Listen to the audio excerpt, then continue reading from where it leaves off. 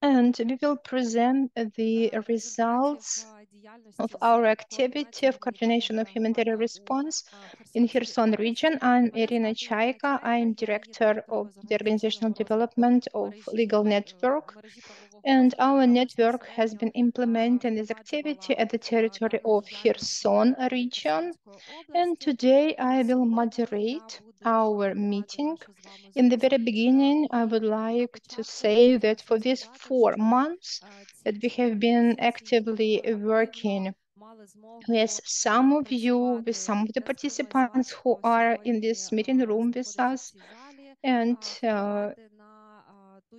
we had some impacts on your activities, but we didn't have an opportunity to work with everybody, but we were able to have some impact on this area. And today we will talk about the results of our activity that we implemented together with humanitarian organization, just with UK aid from the British people. And today we will talk about two main subjects. First of all, we will discuss our results, and here's will emphasis on coordination mechanism, on these solutions that can be used right now, and you can use it in practice, you can use it in your activities.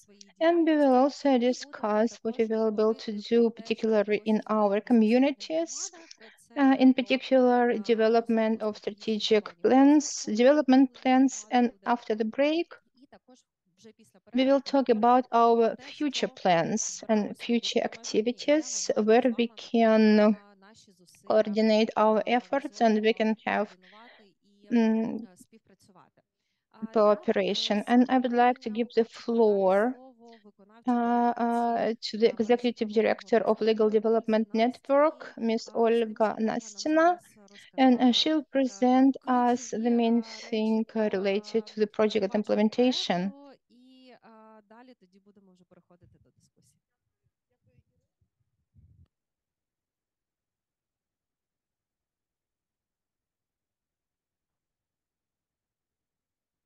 Good morning, good afternoon. No, I am Executive Director of Legal Development Network, and our organization has been provided legal aid in communities since 2009, and we provide the human rights protection, and one of the area of our activity is development of the communities. We have more than 40 partnership organizations and community organization, a part of our organization, and all these participants, they really give us opportunity to talk on behalf of the communities, and our communities, the voice of our communities are represented in this initiative. The mechanism of humanitarian response, and this mechanism will be presented by our colleagues. So this mechanism is a huge number of specialists and partners, and for this 6 months, we have a lot to share with you. And today we will talk about Kherson community because tomorrow we'll have this event in Mykolaiv community, and main of our gain, I would say that we can understand the voice of our communities and the work that we have been doing together with us in the communities of Kherson region, with support of local authorities. Thank you that you are with us. And with the support of civil organizations in Kherson region and in the city of Kherson, military administration, the governmental bodies, it really gave us opportunity to enhance our voice, and we will present the results to you today.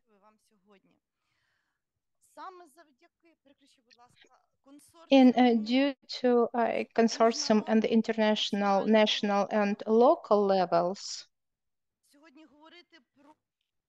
we can discuss our initiatives today, but we still have a lot of questions. We do have results, we have intermediate results, and we have results that we would like to discuss with you today and to think how the mechanisms that we will be proposed by us, how this mechanism could be more successful and more useful for the providers of humanitarian aid, for the seekers of humanitarian aid, and for those people who think today what will happen in 5, 10, 15 years with our communities.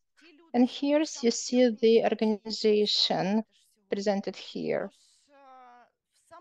And so we work in two directions. This humanitarian response to the military challenges and the strategy for renewal and for development of the communities. And right now I would like to give the floor to representatives of our main partner, Maxim Bakay, People in Need. And as I'm not mistaken, he is one of the main specialists of this program, People in Need. Greetings to everybody, and as you heard, we are doing a very good job, and we create platform not just for the sake of the platform, but we train local communities to develop, because we know that if we are not developing, if we are not moving, we sit still. But for me, it was very interesting to hear that you've already learned something and you've already achieved something. And this is really great. And I would like to wish you inspiration to continue and just to be in active phase all the time. So once again, I wish you inspiration and our victory just for in Kherson region and in Ukraine. I would like to wish us to live in peace without all these horrible consequences. So let's coordinate and let's learn new things. Thank you very much. Thank you, Maxim. Thank you, Olga. Really, we create new things. We learn how to implement these new things in life, and we continue really to live and to work in new terms and in new situation. But what is still stable? This is our desire to provide aid to communities, to support communities. And so I would like to start presentations of our results, of our achievements. We have been doing it for 4 months, so this is not so significant, but when we look at the results, it seems like we've been doing it not for 4 months, but longer. First, what I would like to do this is to introduce you the coordination mechanism link, how it operates, what is it, and how it helps to automate the process for coordination of humanitarian response. Just to be able to understand this mechanism, I would like to give the floor to my colleagues, the program director of Legal Development Network, Timur Karatayev, and analytic of project data, Alexei Tertichny. My greetings to everybody. It's very nice to see just known faces. We will not talk a lot about mechanism in particular, because we presented the mechanism itself on December 22nd, and let's recollect some facts. And today we will talk more about our achievements within 4 months and some updates in December, in January. So what we had, And right now it's January. Right now we develop the community development strategies. We also collect the needs at our settlements, and we know people from the settlements, they trust us, and we continue to collect necessary information just to help the community to develop and just to have these perspectives, this capital. And our networking activities, and a little bit further, today we also have the activity is implementation of the strategy that have already been developed. And today we talk about Kherson region, and tomorrow we will have such meetings with Mykolaiv region communities. And Vitaly will present more information about this mechanism and about this platform link, why we need it. And this is the platform that join the efforts. We don't want to duplicate the activities. We want to enhance it. And this is the mechanisms that can help us to be more efficient and to be more quick in our processes. Because really, when we collect needs, when we provide humanitarian aid, when we provide very fast response, it requires a lot of players, but it also requires very quick responses, very quick reactions. And we understand that we don't want just collect the needs and to know them, but we want to involve all the players to this process and the players to help each other and just to support each other. What is the use of this mechanism? First of all, our team conduct some activities and we will share with it. First of all, this is verification of the needs. When we talk about verified need, so it means that this need is collected from two or more sources, and this problem hasn't been solved. And Alexei will provide more information and analytics, and Alexei will also talk about verified need. So this is the areas when we don't have enough resources to meet it. So first of all, we have to communicate about it, to understand it, and to build a bridge with the community, with the settlement, and to understand what they need. And this mechanism works, and this mechanism details our current condition. So we are talking that we come to the community and we continue to work with them. And we started to collect the needs, and our just collect the needs in October, and in September we continue to do it. We continue to support these needs, and this is something that we need more resources for. And it's really very important, and it's required to have this communication and just to follow up with all these needs, especially for Kherson region.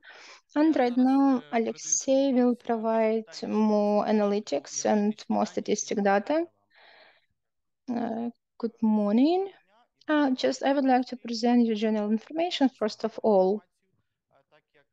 We have our activities both in Kherson and Mykolaiv region. As of today, we collected 695 needs.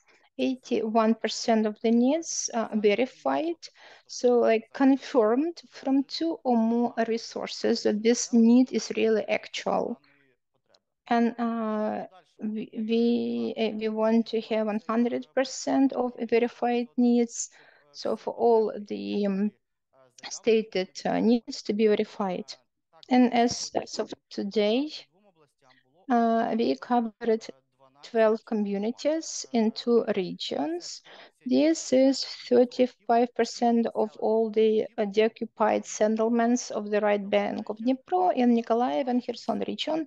If we talk about Kherson region in particular, we have 257 needs, and 72% of these needs are verified.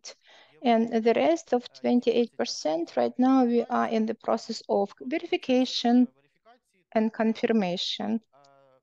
4 settlements are covered by us, only for communities, but we want to cover more communities, and we do our best for it. And besides collecting of the needs, and we also work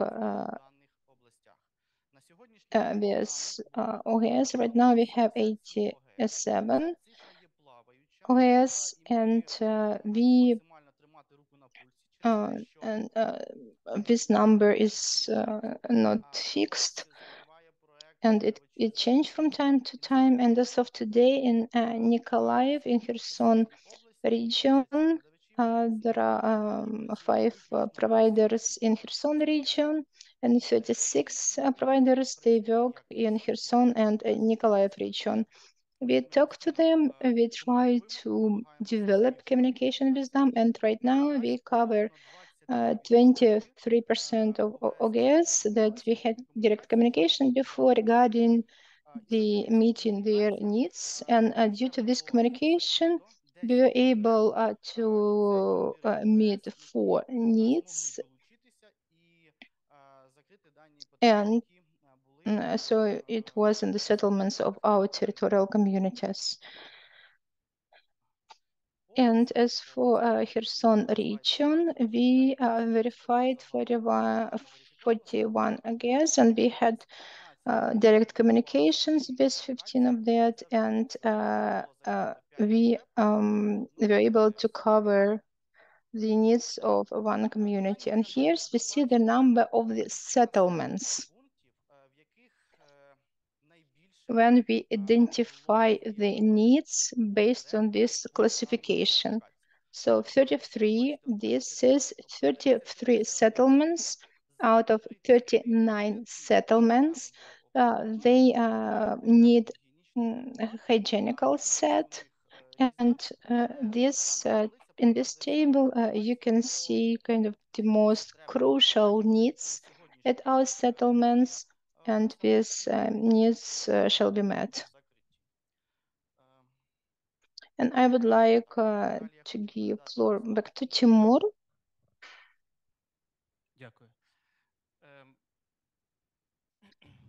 These statistics and analytics show that these settlements, the providers of humanitarian aid, we do have providers.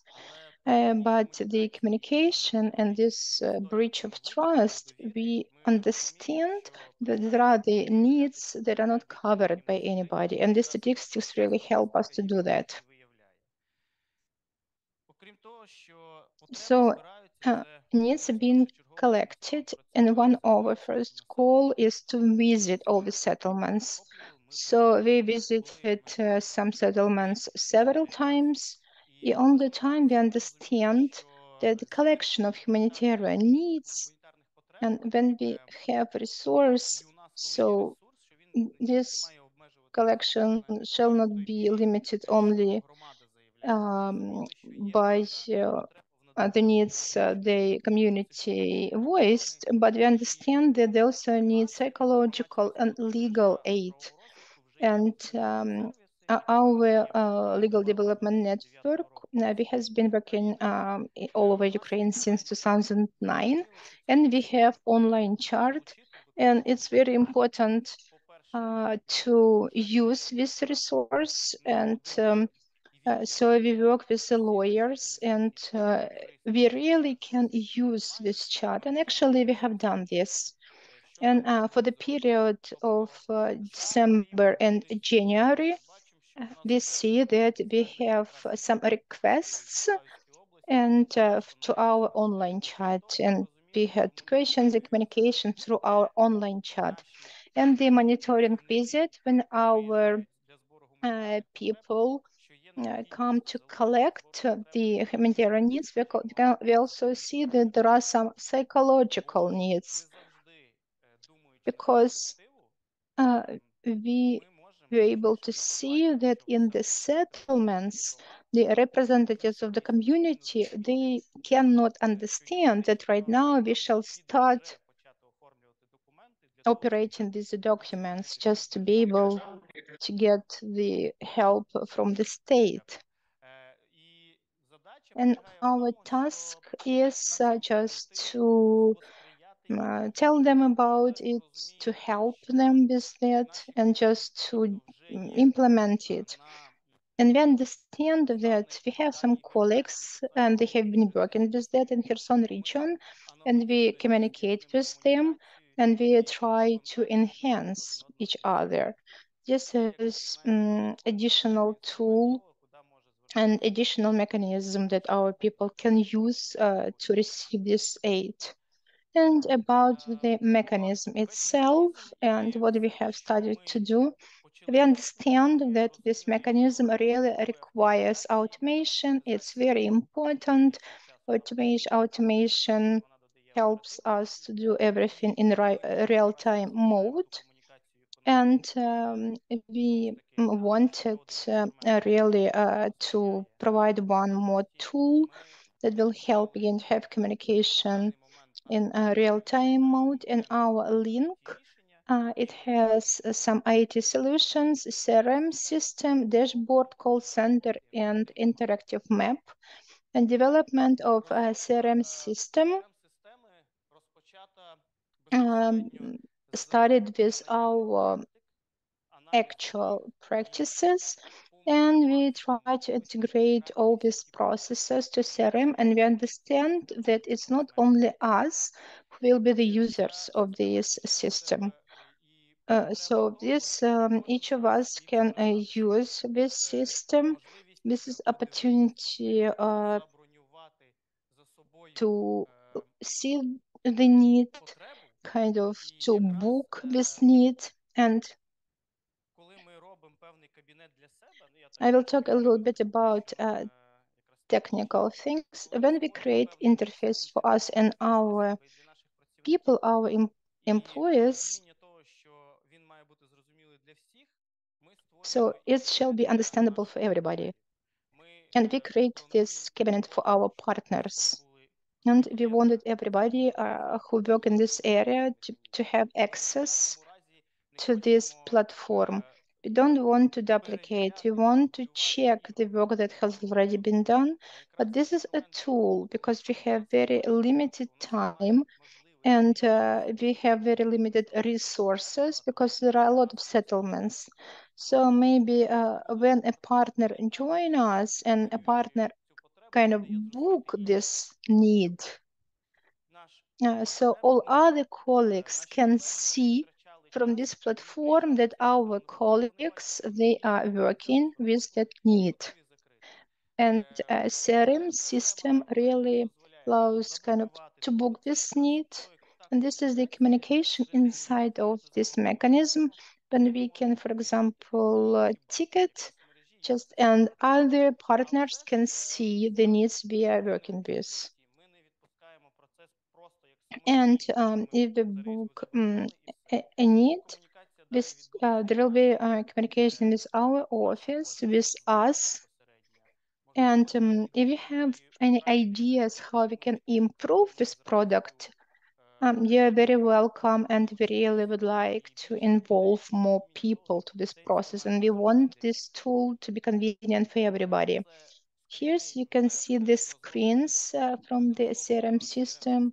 You can like book need, then in process, and here's we have the dates, the name of the settlements, the content of the need, and so you can see also what has been done by us. And here we have some information, but we understand that some information shall not be in open access. So to use this system, there shall be some communication, registration, and we have to understand who will have access to this platform. And we do understand that not everybody can use this tool. And in this case, they can use our map. So we collected the needs, and you can look at these needs. You can look the needs that are closed. For example, you can click on the settlement, and you could see the problems, the needs, and what have been done by us. And here's you see the information, and here's the access. Of course, if we can see the contacts in CRM system on the map, here's you see more information. Um, Not so confidential information, but on the map we have a general information. But it gives us opportunity to understand. Just we have the part of covered needs, uncovered needs, and you can see that map can use different modes, and we plan the number of needs, and it will be by categories. For example, if the organization provides some solid fuels, and this says what they need, or they don't do these activities, and it's okay, I understand it.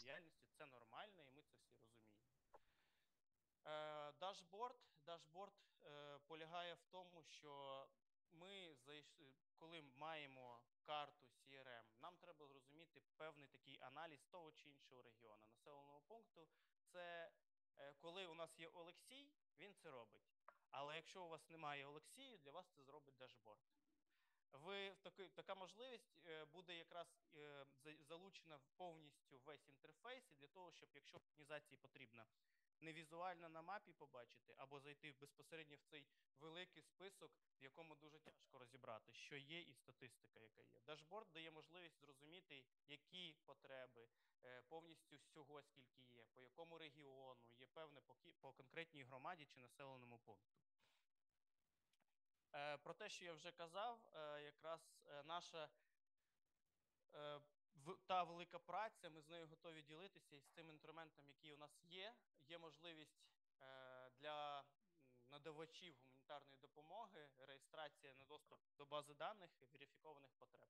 Я закликаю всіх якраз просканувати і долучитись, а вже ж ми з вами будемо ще комунікувати, і коли ми побачимо вашу заявку, ми з вами обов'язково зв'яжемось і будемо вже включатись в процес спільної взаємодії і спільної праці. Дякую. Дякую, Тимуре. Бачу, що треба дати трошечки часу на те, щоб перейти за посиланням, подивитися, як працює реєстрація. Але тим не менш, якщо And if Timur has the opportunity, we should ask the questions. We should use the opportunity to ask the questions. Please signal whether or not you have questions at this point.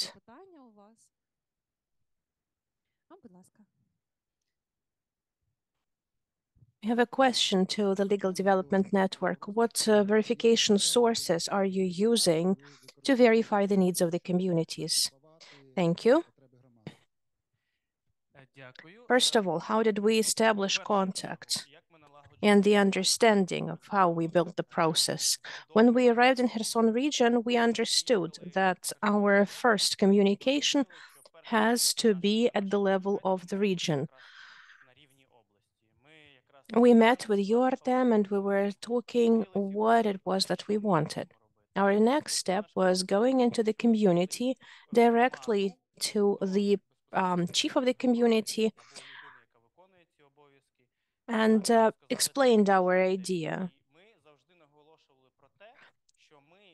We keep the communication at the level of district, region. We also know that there's a lot of work being done at the level of region, and a lot of work is being done in terms of collection of information. We're not saying that we do not trust the needs collected already, but we understand that the number of settlements and their needs is constantly changing. It has some subjective and objective reasons that may impact them.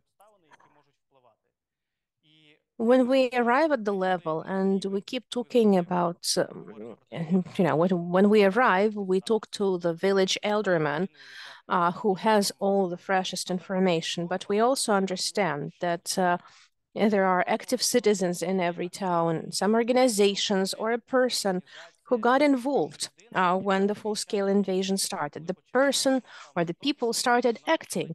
And these were often the people, completely unexpected people. And we are looking for those active people with whom we are ready to communicate and whom we're asking as well, what has been done, those monitoring visits.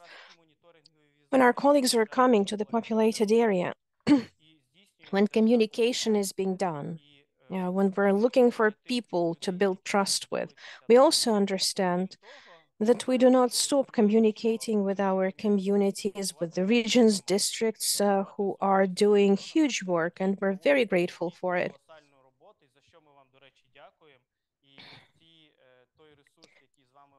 And the resources we're generating with you are giving us exactly the opportunities to do this. Hello, I'm Vitalia Ohrimenko, Director of Strategic Development of the Legal Development Network. Here's an example for the understanding of how it happens. An elderman of the community sends a list of verified needs. We call it list of needs or verified needs in breakdown by the populated area. We receive it. The elderman of the community or the leader of the community understands that we have a query, a request for the needs that are not covered by any other humanitarian organizations. Why we understand this is because we have repeated this multiple times by then, and there's a very clear understanding on the practical level among 10 people from the community about who we are and what we do. Then we are beginning our process of verification. We are taking every query and we need to confirm it with another source of information from a person who is not subordinated to the applicant, to the person who claimed this need. If it was the elderman who reported the need, then all local government authorities would not suit us for verification. If we have not visited the community, we definitely need to travel there. If we visited the community, then possibly this may require a call to another contact person with whom we would have worked, or a call to a local organization that does this work. And where we want to understand basically three important things. Is the list there, and is it real? Secondly, did anybody cover it already, or is anybody else covering it as it is? And the third thing we're collecting is the third contact that could, triangulate confirmation. It could be somebody from the list to clarify whether the features of this need are meeting the requirements. And so if we understand that there are unmet needs, we're adding it to the list of verified needs. We're trying to find the provider as soon as possible to cover this need. It's verified, it's relevant, and it's on the list. And the value of this is that we have the package of the most relevant information and within the scope of these specific applications and queries, requests. And our goal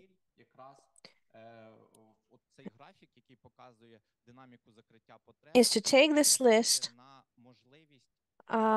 which shows all unmet needs, and be able to stay in contact with all communities that are currently deoccupied, in this case, Kherson region. This gives the chance to close off certain humanitarian needs and to be the bridge for any provider who basically has the capacity to satisfy certain specific needs, to understand this need, to be this bridge.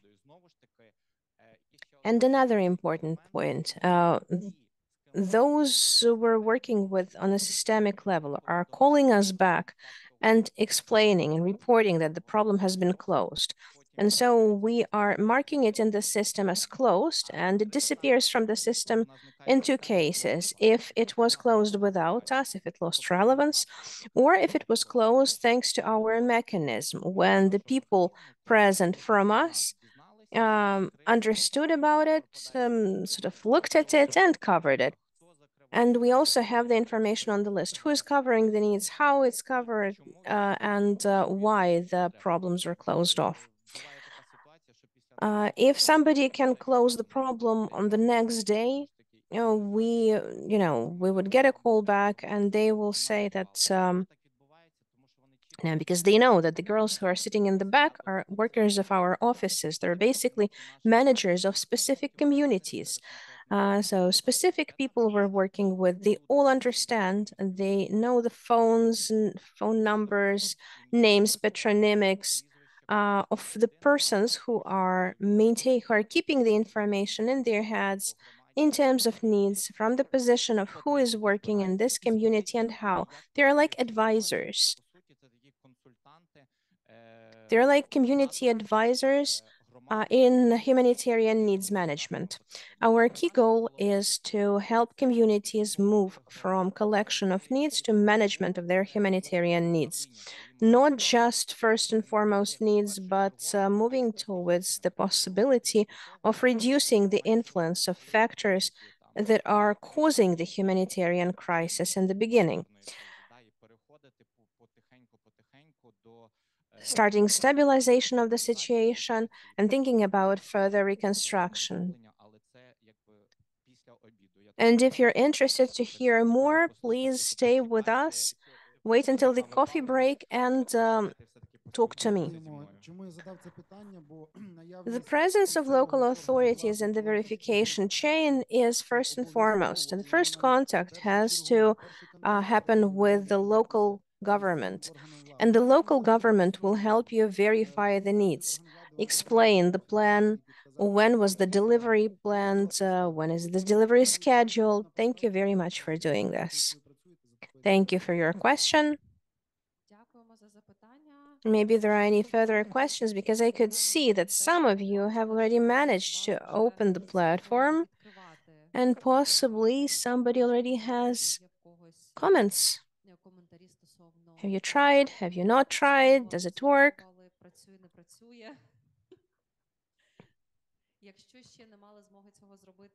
If you didn't have a chance to delve into the subject matter, please try to do this over the break so that we could get a fast feedback from you. Apologies to the moderator, all registered users. We will make a special online meeting to make sure that we can move further so that we could maintain this live contact. All of the system is built on that. And this live contact also could help us maintain solutions, so that solutions were tailored for us and it wasn't us adjusting to the solutions. The process will be supported as soon as the first 15 or 20 participants would gather together. We would then be able to organize this meeting in the middle of the next month somehow. Yes, this would explain the logic and it would explain the tool of changes, and we will be communicating this clearly so that we could all understand and be on the same wavelength. Okay, then I suggest we move on. We familiarized ourselves with the mechanism. Yeah, you can come back with the mic. Thank you, Timur. We looked at the technical solutions, but definitely it's not something we could do without the people who were willing to who make an impact, who were contributing their daily efforts to make this mechanism happen from non-existence until what you see now, until the current phase. I would like to pass the floor to our Kherson region coordinator, Oksana Tropina. Oksana, can you tell us more what is happening, how the community is happening, how the team is working, and how you are influencing the humanitarian needs of the established cooperation communities? I'm very happy despite everything today because I can see so many Kherson region residents in one place. I want to be able to see people in one place, I'm sure we will go back to Kherson and Kherson region. Thank you very much. I start my every presentation with this. I thank you for all for working. Can you hear us now like this? We have online version as well. Apologies. We're directing our efforts to emergency response. On the right bank, we can talk about the completion of emergency response measures, and we're talking about planning and strategy. However, unfortunately, Kherson region, a large part of Kherson region and the left bank remains occupied. It doesn't mean that we're not working with the communities that are currently occupied temporarily. We're still working, and I'm happy to see in this audience the representatives of the occupied communities, the leader of the occupied district, but we're already thinking about building the bridge and going to Skadovsk and Genichisk. So the work is ongoing.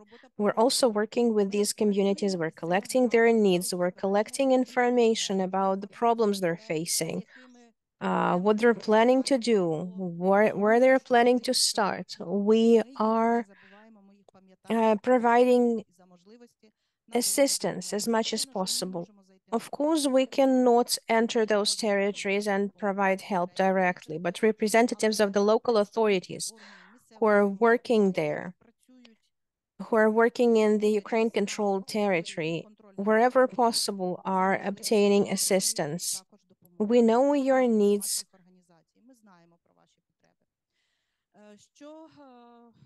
As to the presentation and the project within which we gathered here today,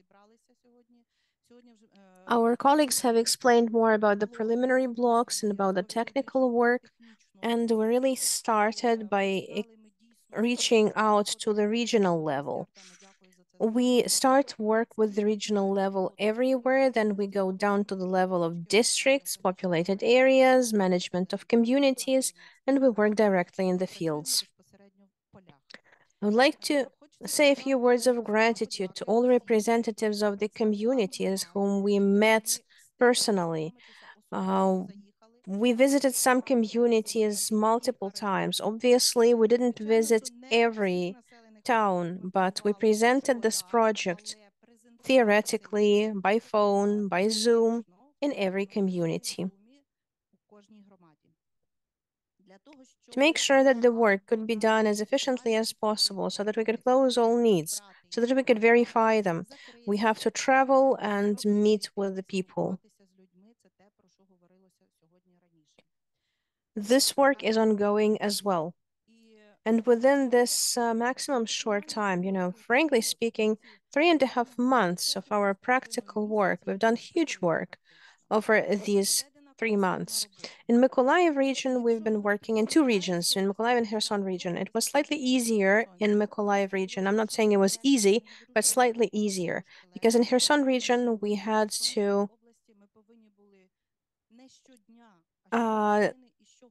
take into account the security situation. We're not talking about monthly planning. Yes, we're theoretically planning this, but even now, when we're planning to travel to a community or to a town, we would start our morning by calling the elderman of the community or chief of the community or some activists in the community, asking, are you all alive? Are you safe? Can we travel to you? Sometimes we had to go back halfway because people would call us and say, Alexandra, go back because, things are bad. It doesn't mean we're never going to go there.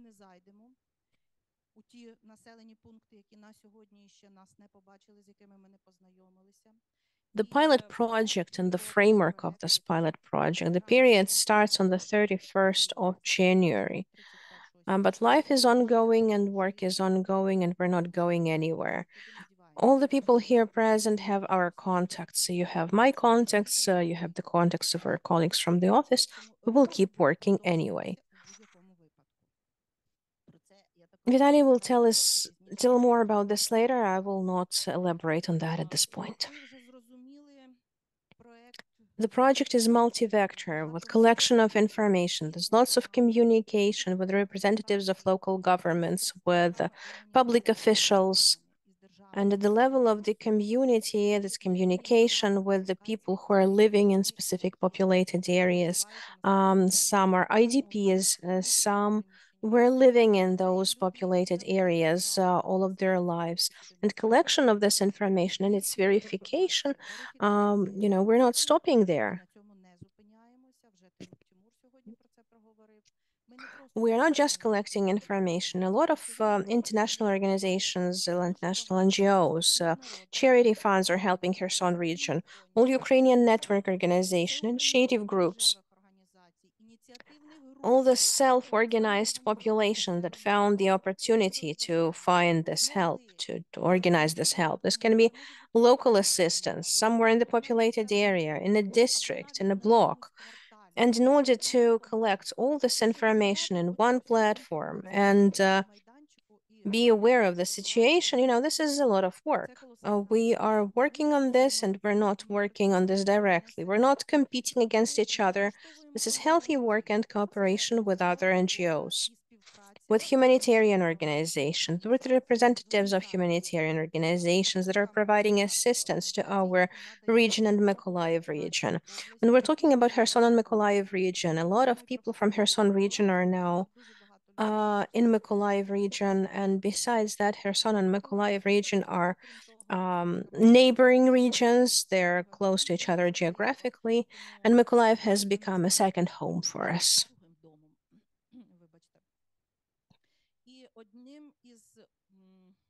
One of the key areas of this project was achieving cooperation and communication,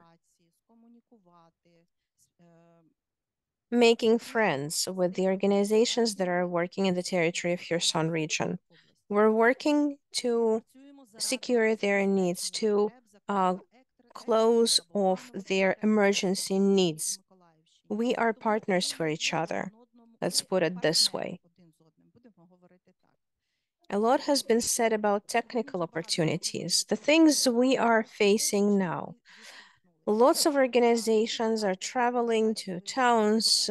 We often meet the representatives of other international organizations or Ukrainian NGOs that are also standing there to provide help, who go there to collect information, to verify information. We are partners and we are voicing that. At the moment, they already know that we only support, helping each other. If we talk about emergency needs in the right bank of Kherson region, they are currently closed. The basic needs are there. All people are fed, all people have drinking water, drugs, all medications. We also have representatives who are covering medical needs in this room, but we're also talking now about the planning and strategic development of the communities and about how they can self-sustain themselves tomorrow. We need communication and cooperation with public organizations, with NGOs who are working within the project, representatives of the local military administration or district administration in the territory of which we're operating. Because assistance is there, we're grateful for it, but we are also saying that communities have to sustain themselves. They should be working on this. specifically. Again, this is the perspective for the future. If we speak about the left bank, we're really looking forward to its liberation. And of course, emergency response will be there first. We don't know what we're going to see there. I'm afraid we will just see the liberated areas, and there's going to be huge work. We will need to cover basic needs. We will have to feed them, provide medical aid, and then talk about the perspectives of development of the communities, whoever stays there. I will not tell, all details, but over those few months of our operation, we could close most of the needs, and sometimes we have identified the needs where, everybody comes to the community, to the village, and they're saying, what do you need? And we already have a list, and we're giving it. But there's a need, such and such need, which stays unclosed from June or something. And when we were talking about the timeliness of closure of this need, if it's necessary today, it may not be relevant tomorrow anymore. And our common cooperation is really necessary at all levels, all authorities, all NGOs, to cover everything as fast as possible with good quality and efficiency. I think we have all reasons to believe we will have this closure rapidly and effectively. Given what's happening at the level of regional administration, thank you very much for being present here in the room. We're doing a lot of work thanks to the regional administration present here. We also often say that, authorities are doing nothing. No, that's not true. People don't always even understand who closed their needs. They're saying, oh, they're not giving us anything. We have nothing. Nobody helps us. Nobody comes to visit us.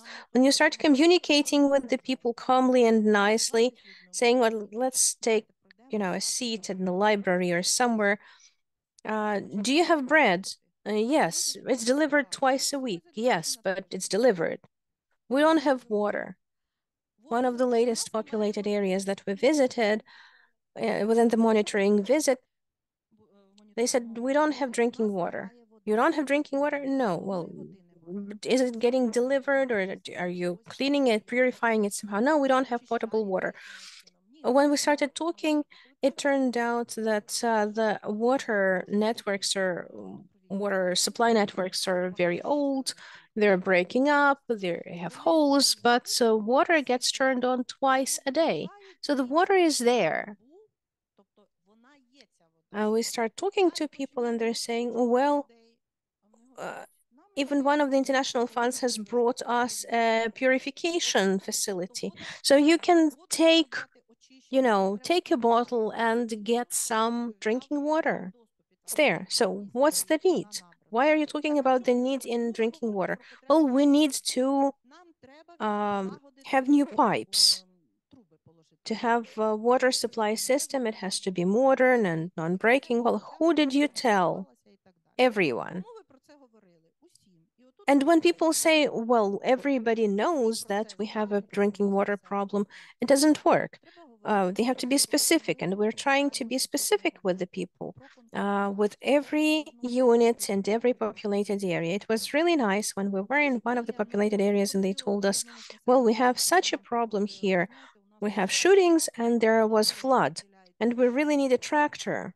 So we're asking everyone for a tractor. And the representative of this community called me last night, and said, a tractor got delivered. I said, well, who delivered it?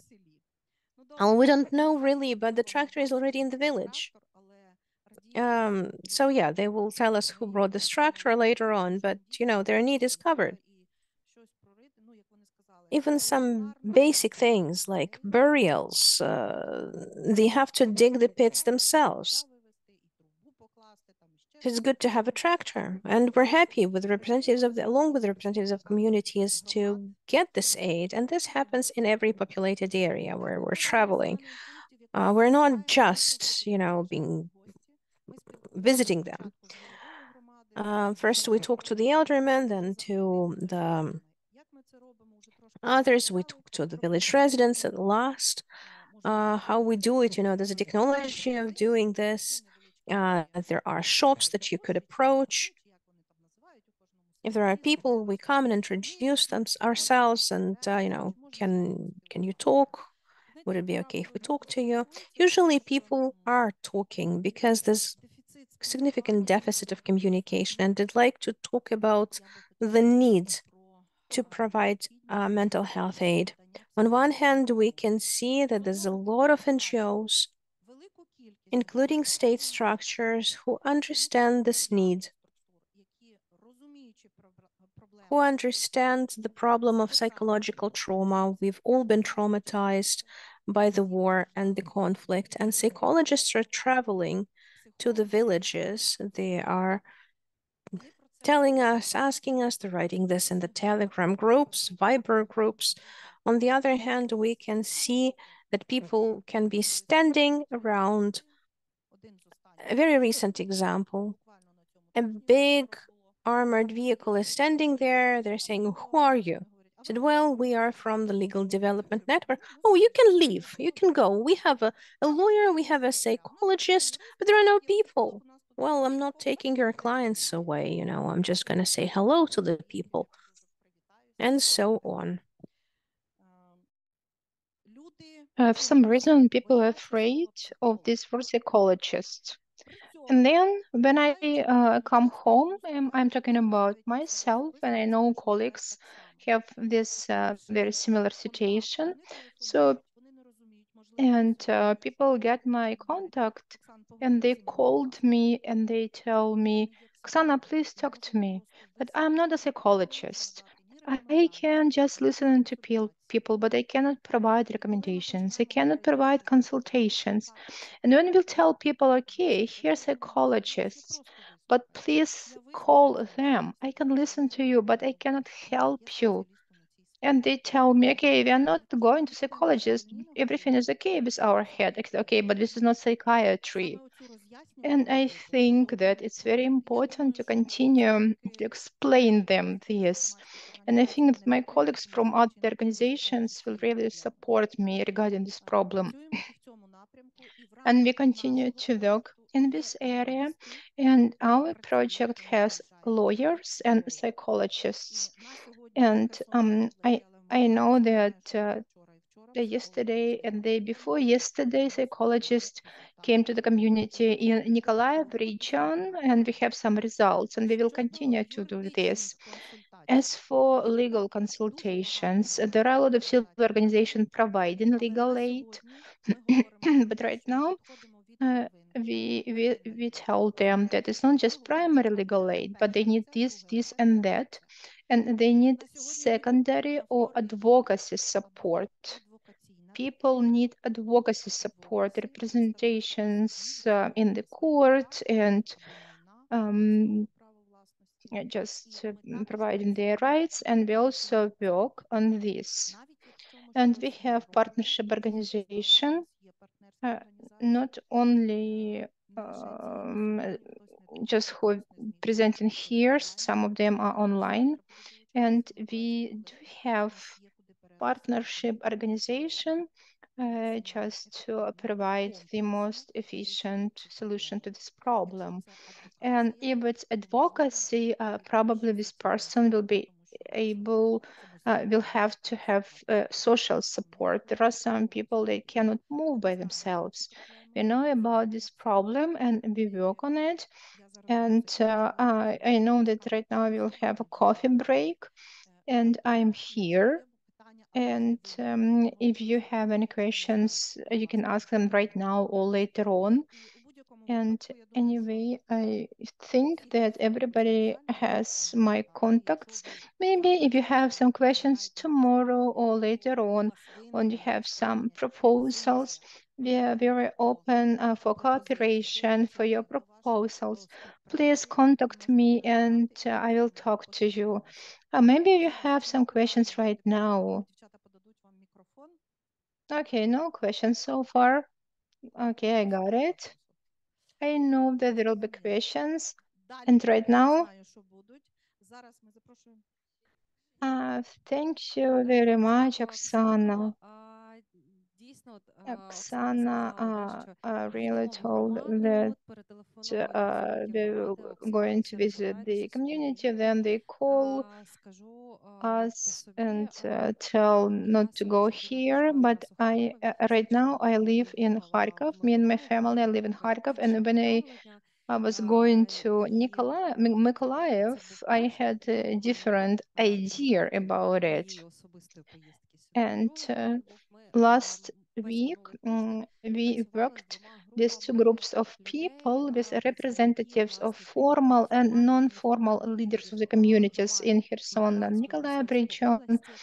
We get together with them in a very nice village in Carpathian region, and we were talking about living strengths. And then I faced it that the participants call me, and so the participants couldn't leave their areas because of the shelling or because of the personal some reasons or just work-related reasons.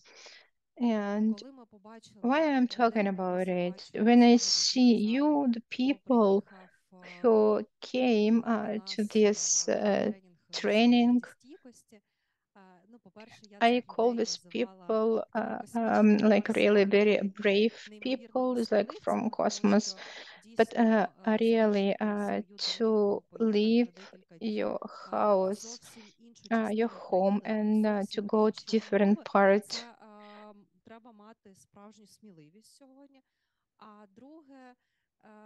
And here's people from Kherson region. We have a lot to learn from you. And we start talking to you. You really inspire us, and we would like to do more.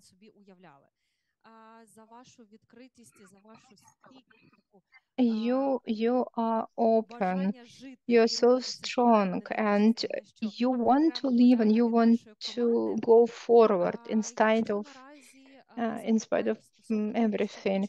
And we would like to right now to have some informal communication during the coffee break.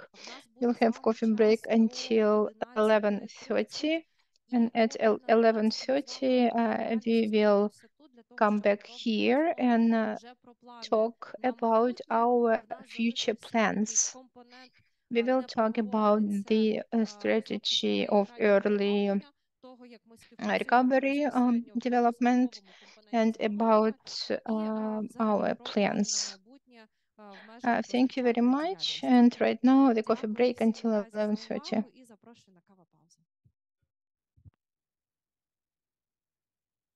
The implementation of the coordination mechanism, response mechanism in the communities of Kherson region. And I would like to start discussion our plans for future.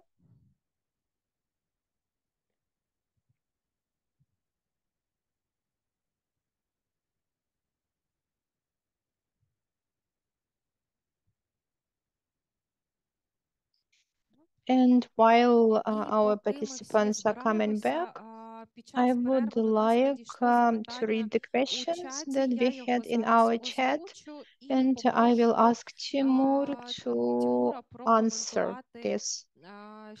So the question from chat, which four communities you worked with, and do you have any methodologies to how you verify the needs and during the research?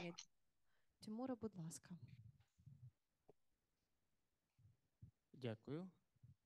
So I will try to show you the slide. And the four communities that we covered, this is Belozerska, Chernobаевска, Darevska, Vysokopilska communities. And these are settlements, numbers of the settlements. Like totally we had 39 settlements in Kherson region that recovered from these communities. And the main thing, this is the coordination mechanism and monitoring visits. So we visit the communities, we visit the settlements, we tell the community representatives how they shall collect the needs, then we verify the needs, and Artyom told about it. This is at the level of a region, of the district, on the community, and on the settlement, just to check and to see how the settlement, how the community itself collect these needs. And the emphasis is, yes, we had certain vision, had an understanding how to do that.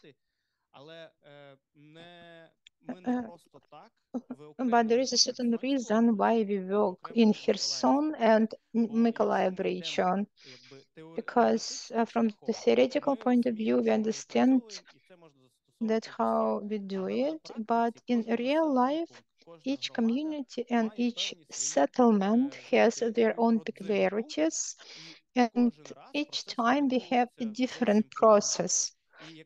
So our colleagues who visit the settlements with monitoring visit, they started to develop this mechanism. And frankly speaking, there is the foundation for this mechanism, but in the real life, we can see that we have to use certain skills and certain tools that help us to communicate with community representatives and just to collect needs. Be very flexible. So we use IT solutions, CRM, call online meetings, and we see if we have personal visit in settlement or other ways of communication. And we want to have a wide range of these tools to be able to have communication and trust between us. This is it. And I hope that we were able to answer the question. And let's proceed. And today we said that we have one more activity. Actually, we have two more activities. And today Mykolaiv community in Mykolaiv region, they continue to develop the process of early recovery of the community. And today they came back to the communities. Yesterday they came back, and today they continue to work on it in terms of how it can have impact on the life of people who are still in the communities, who had to leave, they want to come back home. And I would like to give the floor to Director of Strategic Development, Vitaly Khrimenko.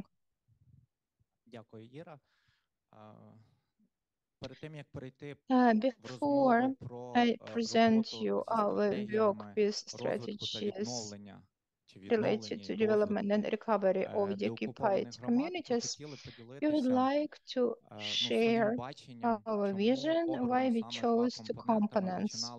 First one is coordination of humanitarian aid, and I mentioned that we need to reach the level when the communities not just collect the needs, but when the communities they manage the humanitarian needs. Because these communities they can really manage their humanitarian needs to detect them, to close them, and just to have strategic approach to it. And they're capable to work with what we call safety, just readiness of people for planning. When we can not only kind of work with, be like a firefighters, But when we can talk about plans and implementation of such plans, in the very beginning, we understand that without work with basic levels of the needs management in the communities, it's very difficult really to talk to such a community to discuss with them some long-term planning and long-term strategy. So we try to work with all the occupied communities in Kherson region. And right now, unfortunately, we were able to cover only 4 communities, but we want in 2024 to have cooperation with all the communities, with one community of Kherson region and with 2 communities of Mykolaiv region. We started to develop the strategy. And here you can see how it looks like with this preparation, interviews. Then we had 5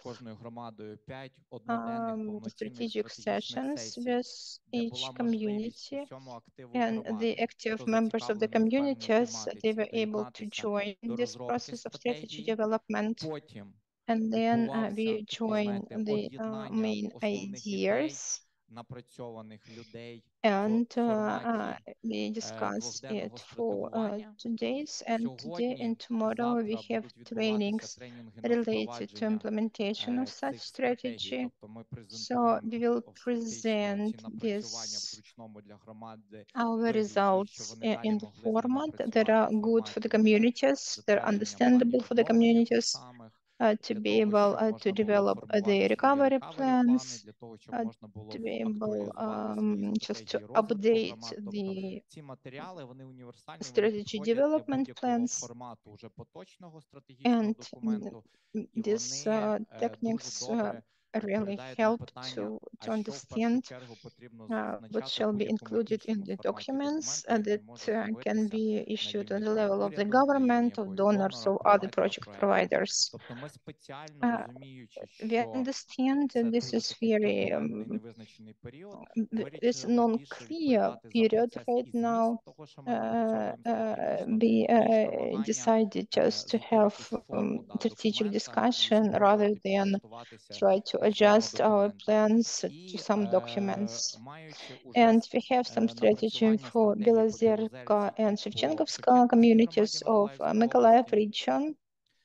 We started social research, and in Belozerska community, we were able to get 200 questionnaire forms. And last night, we tried to put in digit format certain trends from the sociological point of view.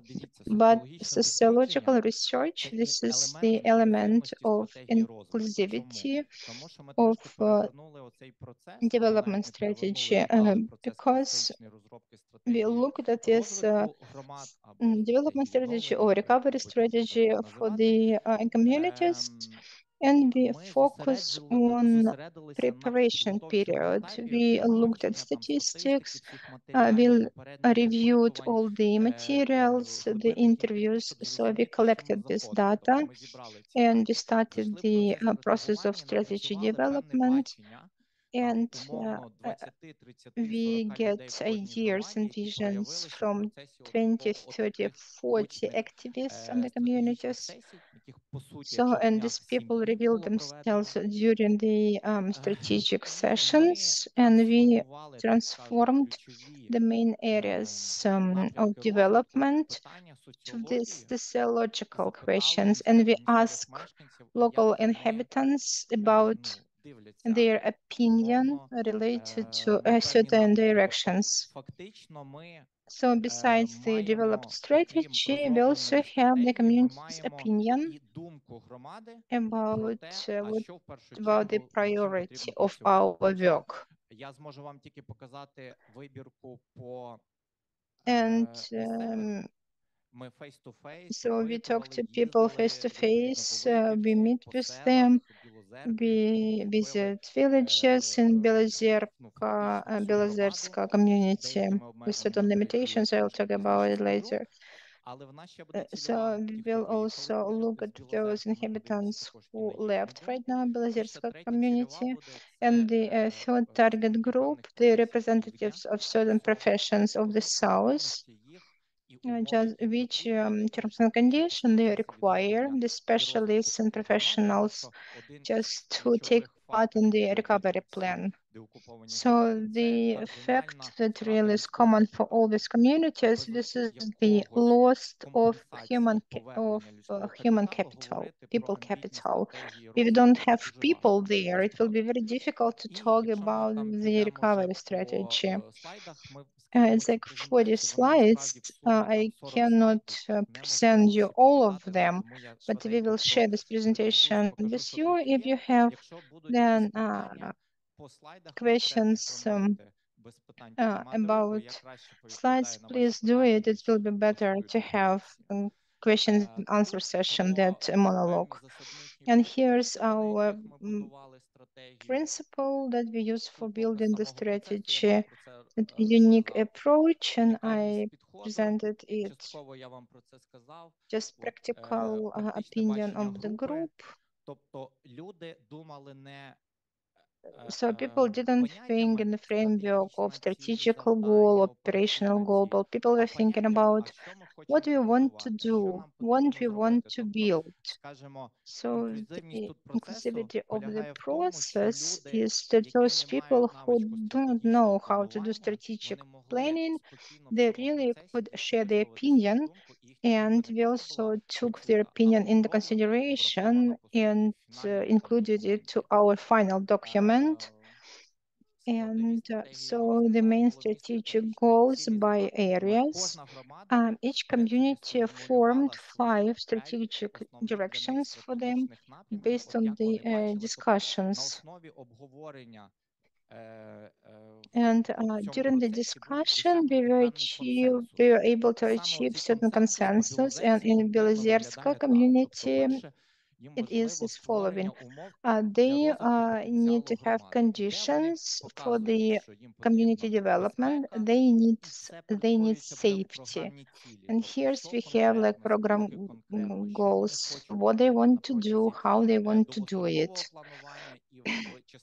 And this is the project portfolio that people require. And we also check if it's really crucial and vivid for the inhabitants of the communities. And then recovery of the enterprises, on the infrastructure, then the conditions for cultural and education initiatives, then the development of stable civil society. So they don't have a lot of civil initiatives. They don't have a lot of civil activities on the level of their village communities. And they told, okay, we need projects. We want to do it, but how? They understand that if they are not active, they cannot do it. And we are really able to draw some strategy. We're talking about development of civil society, and people came to this and just they put it in strategy. And the creation of the conditions for support, recovery, and self-realization of the people. Belozerka, just imagine it. Just we visited households. We really looked at their life.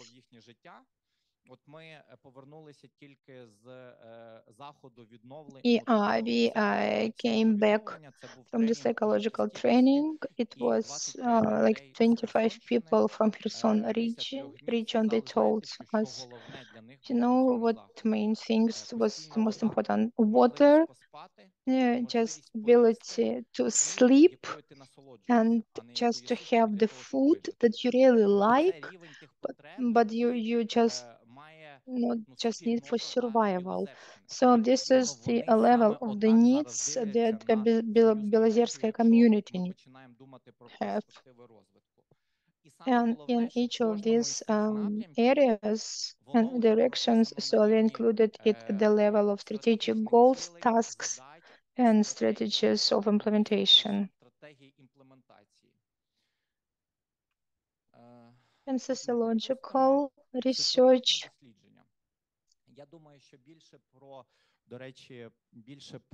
I think that the representatives of the community will be able to present this information. Right now, they have some official events in the communities, some picture taking, something like that. We couldn't miss this event, but we still hope that they will come to us, and we have gift for them. Oksana wants to give it to them, but we have to wait for them. But what we are doing, let's see. So right now we transform it in sociology. Why I call it sociology? Because tools are developed by professional sociologists. Data is collected by professional teams of sociologists. So they have teams from local people who know how to do it, interviewers. So like there are 3 or 4 of them. So they talk to 200 people. They ask 200 people, and I will present you the results of the answers of these 200 people. And right now we haven't checked all this data according to the sociological standards, like questionnaire form that we didn't do data clearance. So right now we can see it as just trends. We will have special events that will dedicate to the results of sociology, but I just want you to show this connection and how we can use sociology in this process for the community development. So here's gender age distribution, and you see 58% women and 42% men. So this is participants of this interview. So potential to the civil activity. So we ask if people are ready to start the community recovery. Yes, 76%. But in the same time, only 29% they believe that they can impact on activities that are conducted in the community. So it means that we have a real challenge just to show how this strategy is developed, and we can show the community how they can take part in this. So this is communication with people, this is development of trust. And if we compare Belozerka and Shevchenkova, I will not show Shevchenkova. In Shevchenkova, there are more people that can take part in these processes. But here's we shall talk about the safety. So when when training us the life strength, they came back from Mykolaiv region. So they told us that they had the situation a year ago. So they were able to adjust a little bit. And when we worked in Belozerka community of Kherson region, we still have to show them a trust. And then potential for migration outside of the communities. Only 5% who are stay there, only 5% they want to leave the community, and 35% of inhabitants, they have family members who do not plan to come back to Belozerka. So they used to live in Belozerka, but they won't come back. It's like 35%.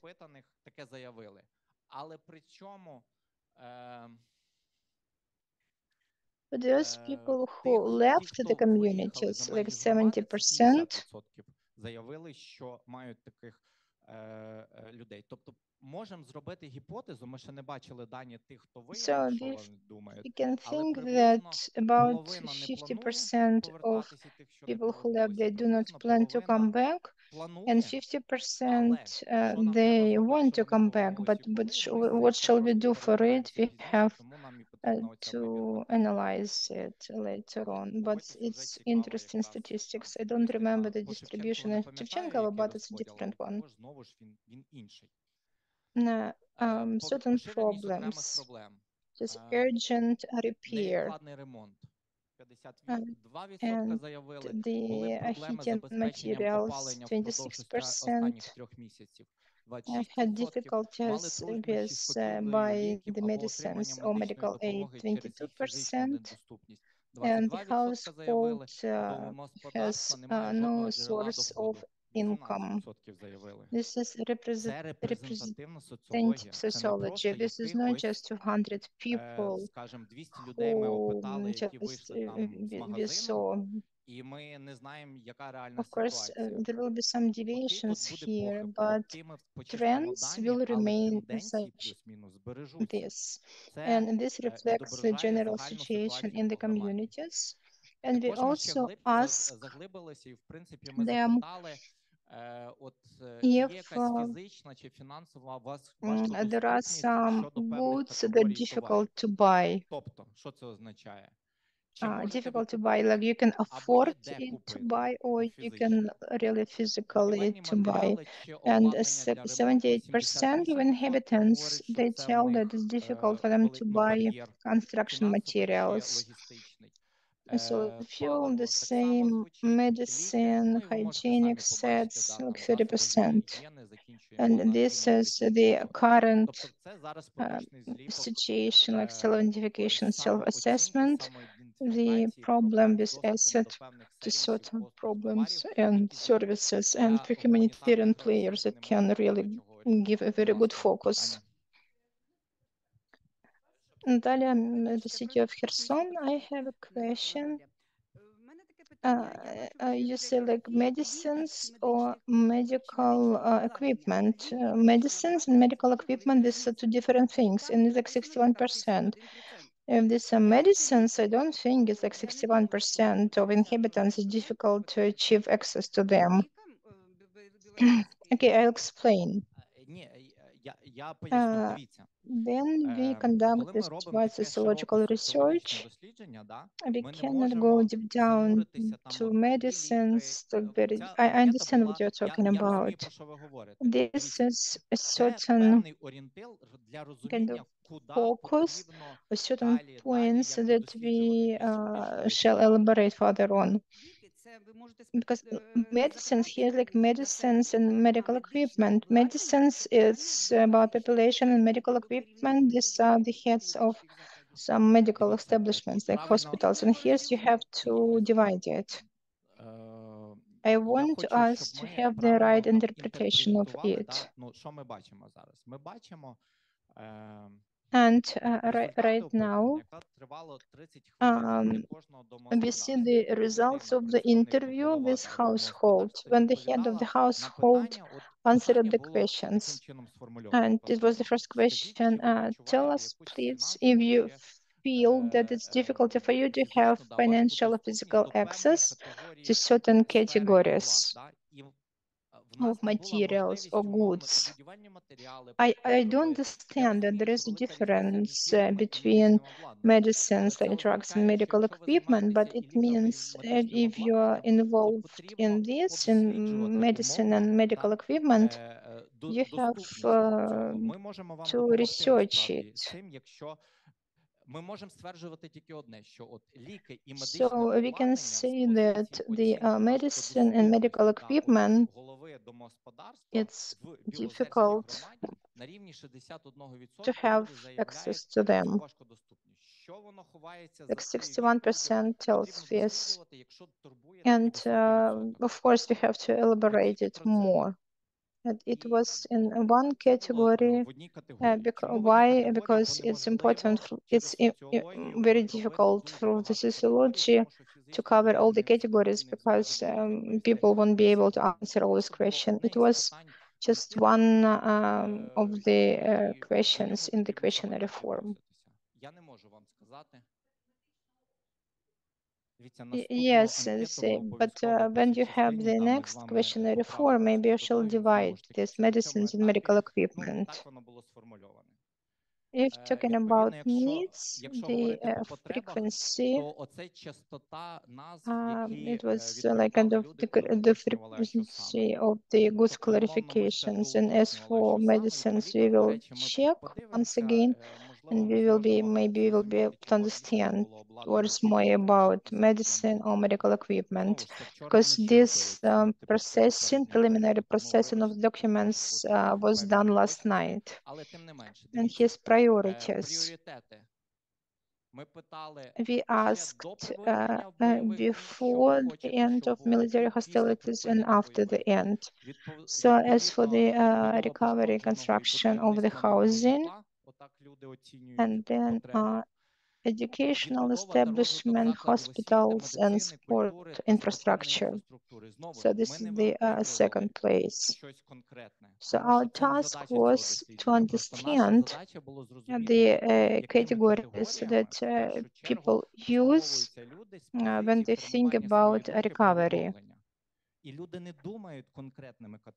And here's people thinking in large scales. And then to understand what is the side, we are looking at the strategy of community development, and we see the community's priorities, for example, how they see the recovery of medical infrastructure, educational infrastructure, and this is the professional questions that are not in sociology.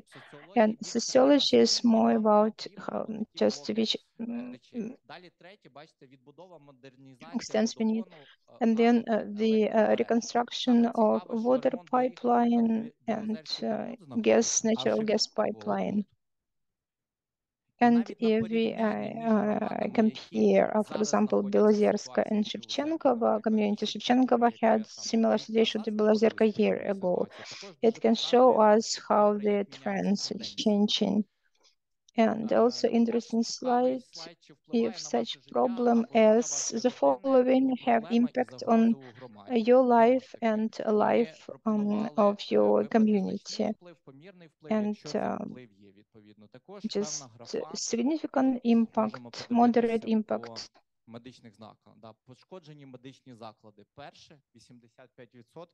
And here's also as well like equipment, medical equipment. Я після цього слайда майже переконаний, що левова частина це стосується недоступності інфраструктури, доріг і And if you think how the people answer it, yes, it's like the lack of access to infrastructure, to roads. And many communities, they answer these questions to be able to plan their activities, but the main beneficiary is those people who will develop, who will confirm, prove, and who will implement this strategy. Because this sociology is quite often really related to the future projects. And when we talk about якщо ми говоримо про економіку, сільське господарство, я дуже чекаю, що скажуть ті, хто виїхали, agriculture, it's interesting. But if you talk to local people who are staying there, so 67% it's agriculture, development, when green energy, industry, and business. І все менше і менше, як бачите на цій діаграмі. And I'm passing the floor directly to the representative of Belozerka community. Is there anyone available? Would you be able to call them back to figure out whether they would make it? Well, okay, then ask me some questions in the meantime. Do you have any questions?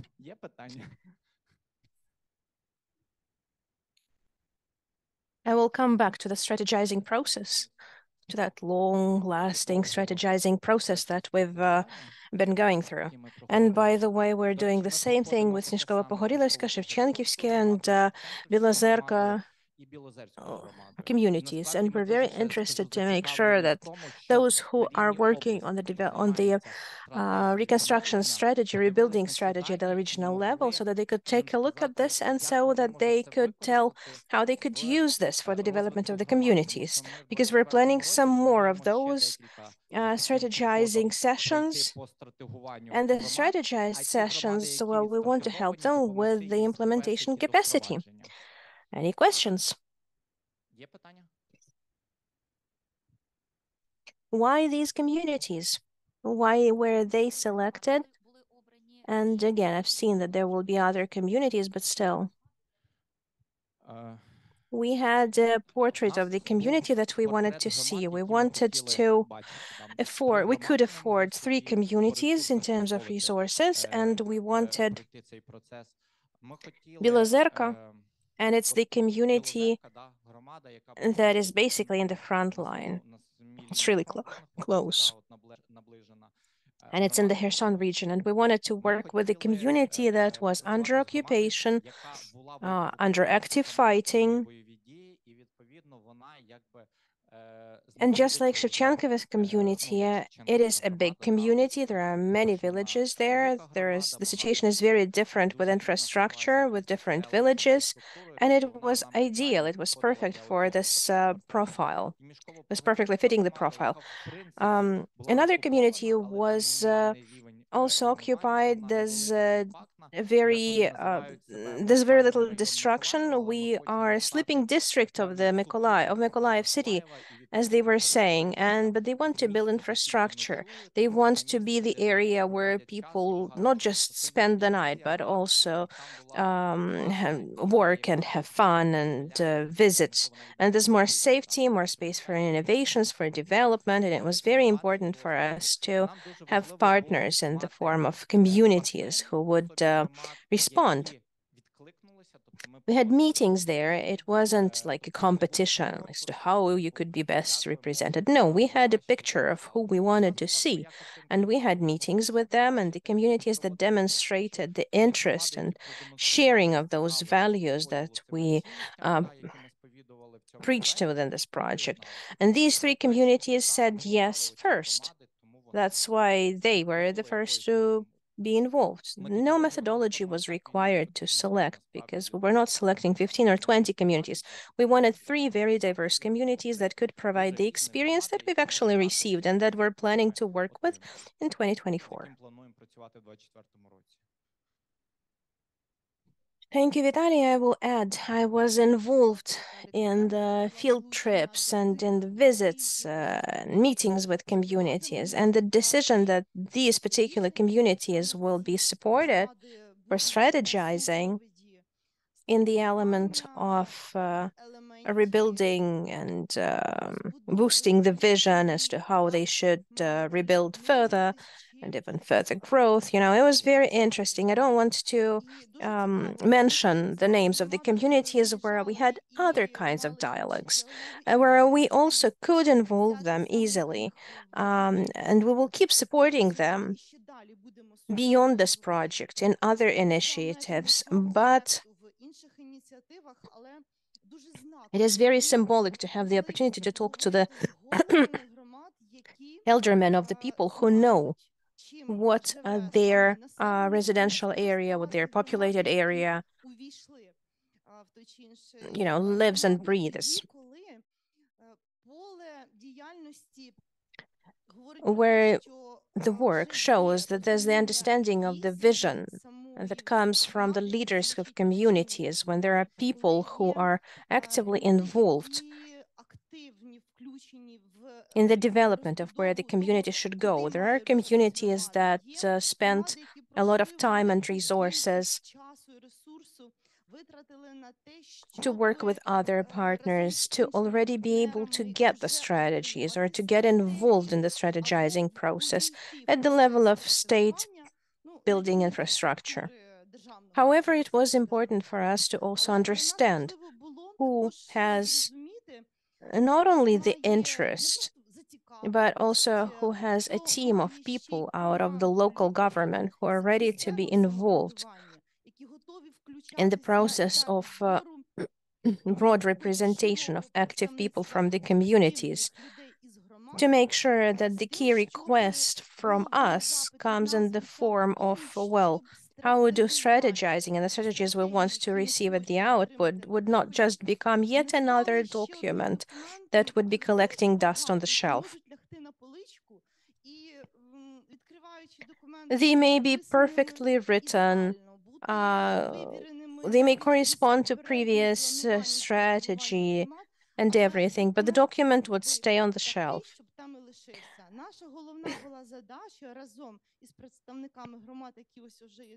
So thank you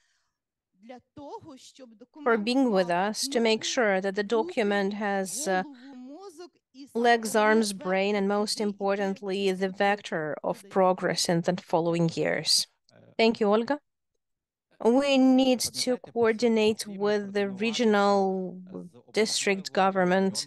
And without the district government, we would not be able to handle this point because the community itself doesn't have enough resources to reach out.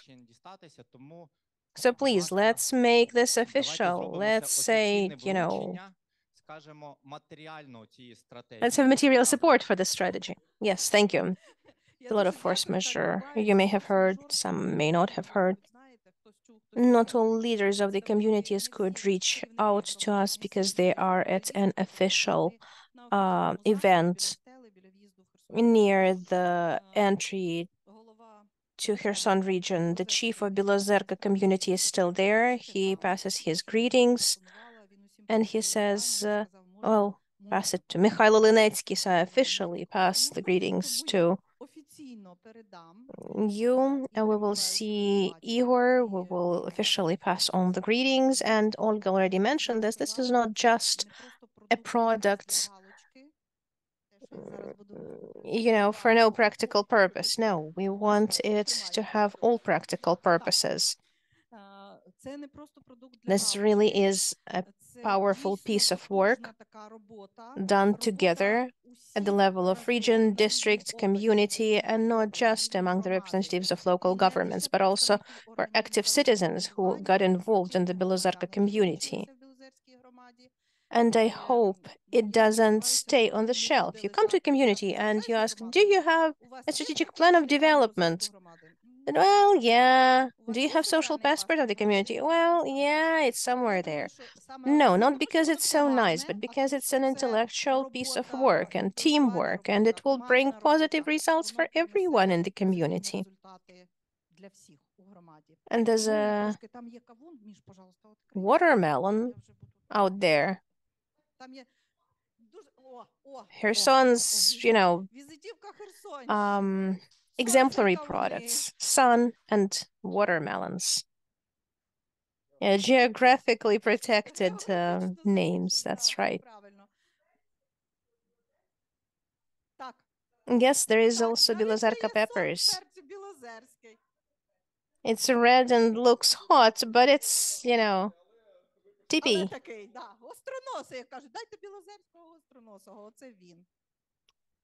This is it. Okay, thank you. Okay, I'm not giving it away to anyone. If you don't mind, I'd like to say a few words. First of all, I would like to thank everyone for inviting me to be here. We've always been interested in the analytic and academic approach to strategizing. I have full authority to accept this document and to pass it on to the community because at the stage of decision making, we were working together with Legal Development Network, with Stabilization Suburb Service, and with other partners. We were the ones who picked this community. A bit of history. In 2020, Kherson district was established. It was never on the administrative map. After the elections in 2020, Bilozerska village territorial community was established. In 2021, state authority, Kherson State Regional Administration was established. Kherson district was established. Bilozerka is a bit of a conundrum for me. This community, according to human capital, natural resources, it has every reason to be the most successful one in Ukraine, but something was going wrong. So when the question has arisen, and when this big war came to the Ukrainian land, this also gave a unique chance to make sure that we could take a great leap forward. So I'd like to thank the team for working at this document. And while it's still within Kherson district, I will thoroughly facilitate its implementation. Thank you very much. I will continue with what Mikhailo was saying. We have Darivska community also.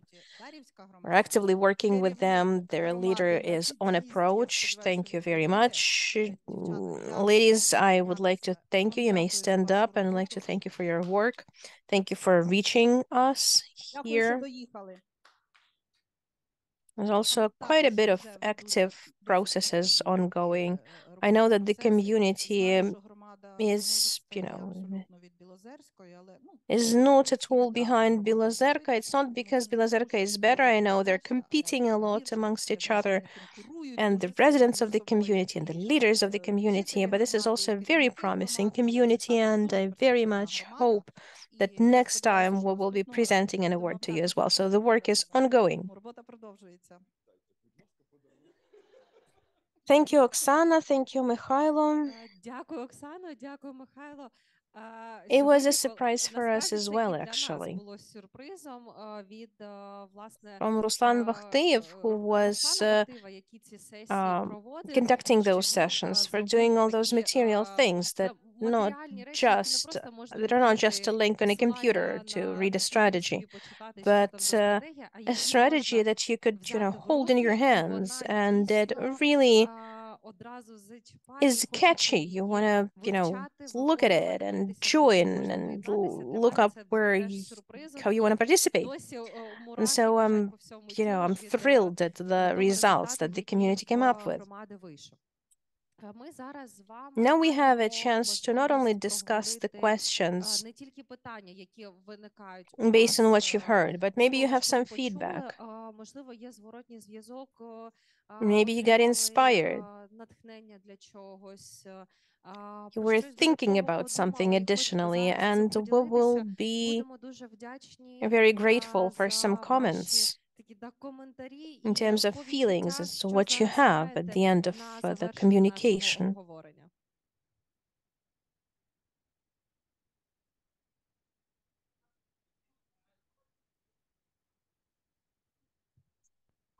You would be able to take a look at it.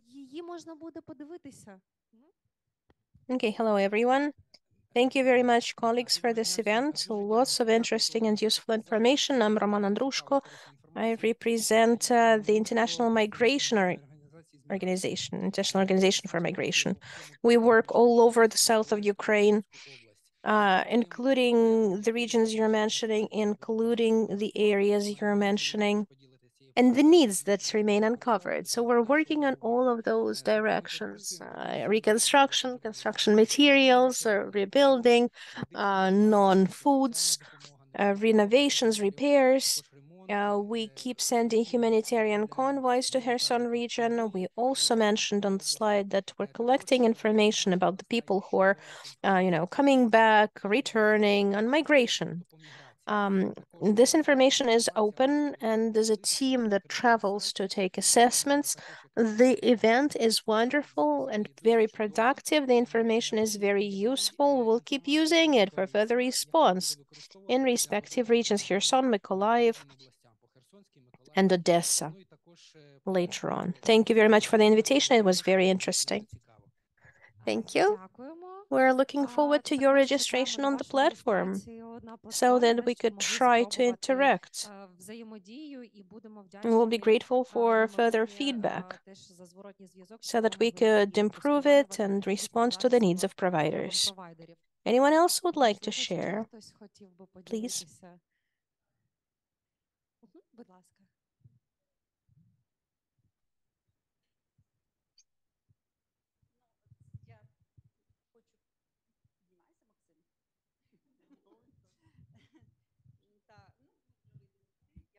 I always like to be the first. I would also like to thank Oksana for organizing this event. We're representing the team in Kherson. Maxim mentioned our organization a little bit. We were one of the first to enter the Kherson region, and we opened an office there.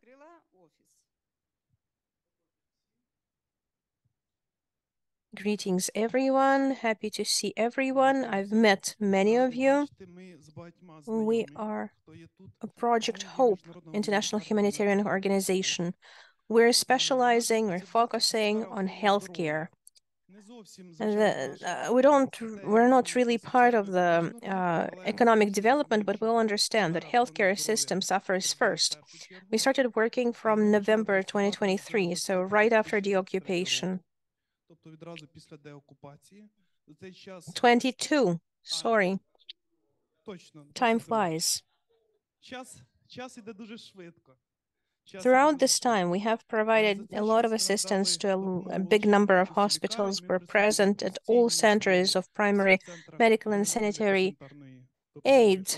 We provided vehicles, ambulance vehicles, sanitation cars for the village clinics. So we bought a total of like about 1 million worth of vehicles. We also provided NFI, social support, mental health support, heating packages, window replacement, sanitary packages. We also focus a lot on sanitation and hygiene. Last year, we delivered 70 trucks with bottled water, millions of liters. We are working closely with local administrations, and we're extremely grateful for their input. We're also involved in fuel packages, fuel packs. We'll be happy to cooperate. We have an office in Kherson, in Odessa in the south, psychosocial centers, etc. Please. One of the latest programs that we started in Kherson region is Physiopulmonology Center, where we funded them, we provided them with a vehicle, we help the hospital that at this point has the chance to travel to villages of Kherson region. It started working from December 1st. We extended the contract with them for many months ahead. We're funding this, and we're trying to provide help to as many areas in our region as possible. We will definitely get registered on your platform and we'll keep on working. Thank you. Thank you. We will also be very grateful for your feedback. Anyone else out of the representatives of the communities would like to say something?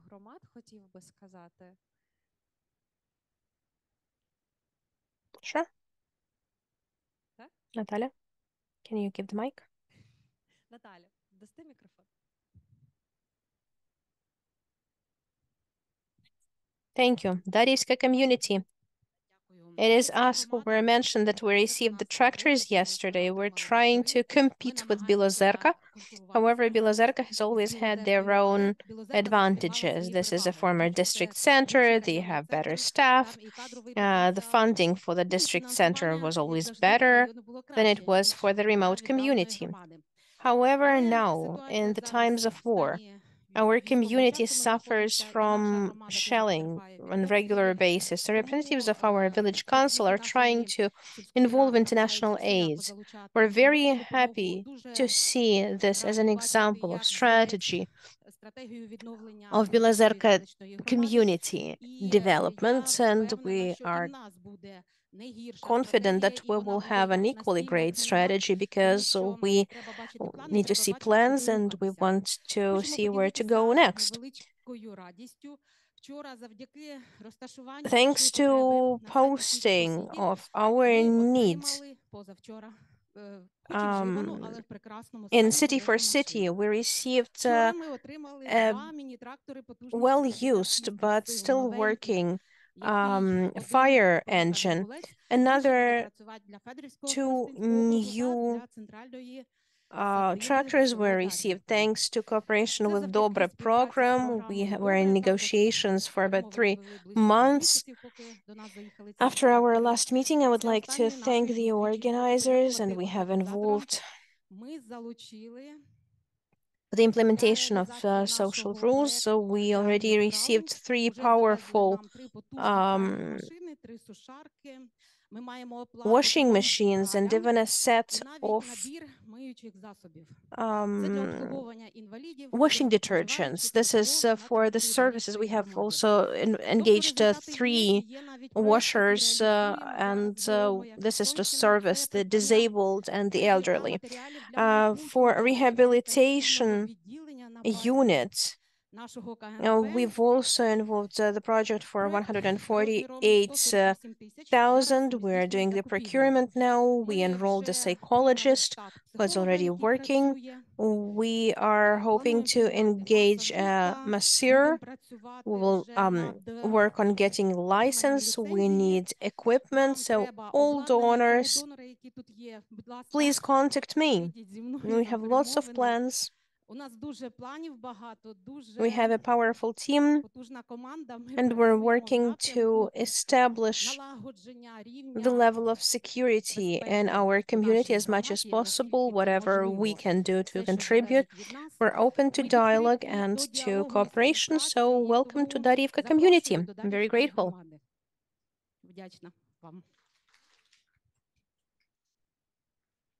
Natalia?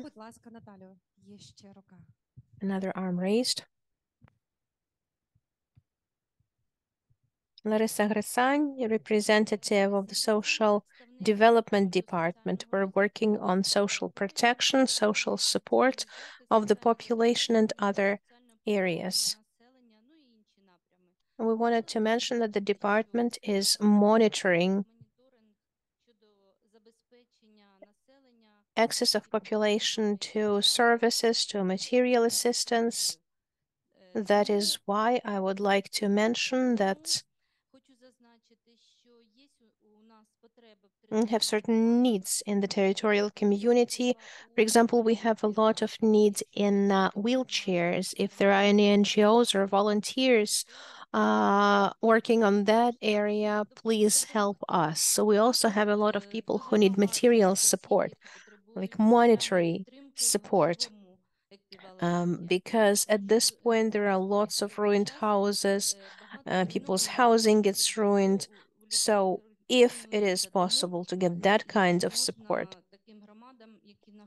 in the riverbank area, please, we would be very grateful. Social protection department units who are providing social services also need office equipment, office supplies. Thank you for this event. I would also like to say that with support of Stabilization International Organization, we received 98 bicycles to help with the work of social workers. And we're very grateful for that as well. Thank you. Thank you. I hope everyone who is saying that we have needs, I hope you all join the coordination platform and try to register your needs in that platform. And we will keep developing that coordination together between providers, suppliers, so that you didn't have to, run around all events asking, who do you have and who can help us close our need today? But to make sure that both sides could see each other and could synchronize, and this demand and supply could find each other with maximum speed and accuracy. Thank you again for the opportunity to participate. I would like to mention a few things about new challenges that are coming up in the territory of Kherson region. We're saying that 3 communities of Kherson region are getting support, analysis, development of analytical supplies, with the work with legal development network. I'm particularly pleased to see that as a district leader. As to the new challenges, during our first meeting, I mentioned that small business and middle class is the guarantee of success of every community. What do Kherson representatives say? Obviously, a lot has been said that the first needs are closed for today. We're working with civilian population. Kherson is in active fighting. The number of damaged property is growing.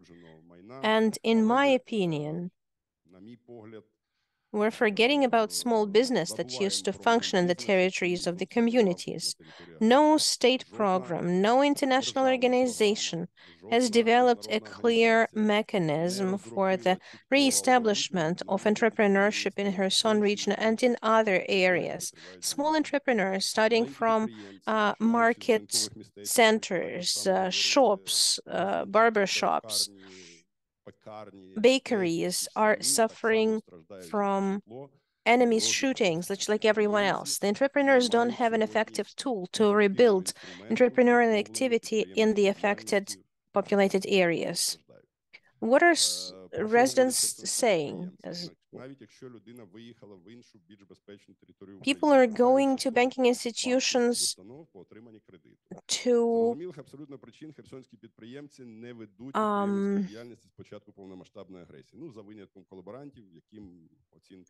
get loans. The banks do not credit entrepreneurs who did not have income for a long time, contractors, partners all over Ukraine, and obviously it's obvious why the Kherson residents were not doing business for a long time.